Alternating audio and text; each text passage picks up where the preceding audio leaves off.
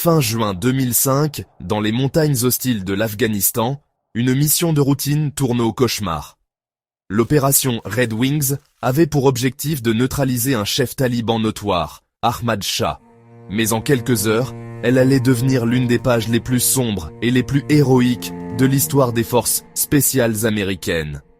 Le 27 juin, une petite équipe de 4 Navy SEAL de la SEAL Team 10 est insérée par hélicoptère sur les hauteurs dominant la vallée. Leur mission, établir un poste d'observation et confirmer la position d'Ahmad Shah. L'équipe est menée par le lieutenant Michael Murphy, 29 ans, un officier respecté. Avec lui, le sonar technician Matthew Axelson, 29 ans, le torpedoman's mate Danny Dietz, 25 ans, et le hospital corpsman Marcus Luttrell, également 29 ans. Pendant la nuit, ils prennent position.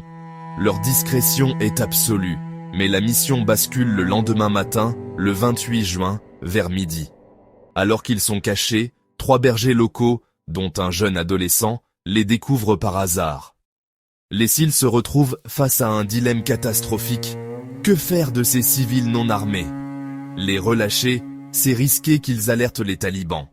Les retenir ou les éliminer va à l'encontre des règles d'engagement et des lois de la guerre. Après un débat houleux, les SEAL, sur l'insistance de Marcus Luttrell, prennent la décision humanitaire de les libérer. C'est une décision qui leur coûtera cher. À peine 1 heure après le départ des bergers, la montagne semble s'animer. Entre 80 et 200 combattants talibans, bien armés et connaissant parfaitement le terrain, encerclent rapidement la petite équipe. Les SEAL sont pris sous un feu nourri. Ils sont en nette infériorité numérique et en contrebas. Le combat est féroce, désespéré. Leur communication radio est difficile, le relief bloquant les signaux. Danny Dietz est blessé à plusieurs reprises, mais continue de se battre. Conscient que c'est leur seule chance, le lieutenant Michael Murphy prend une décision qui lui vaudra la Medal of Honor à titre posthume. Gravement blessé, Murphy quitte sa position de couverture et s'avance en terrain découvert, au mépris total de sa propre sécurité, pour tenter d'établir une liaison radio.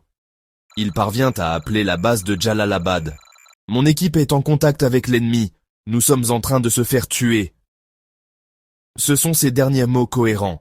Il est abattu alors qu'il terminait la communication. Un hélicocorte de secours, un CH-47 Chinook, est immédiatement dépêché. Mais il est frappé par un RPG, tiré par les talibans. L'appareil s'écrase, tuant les 16 hommes à bord,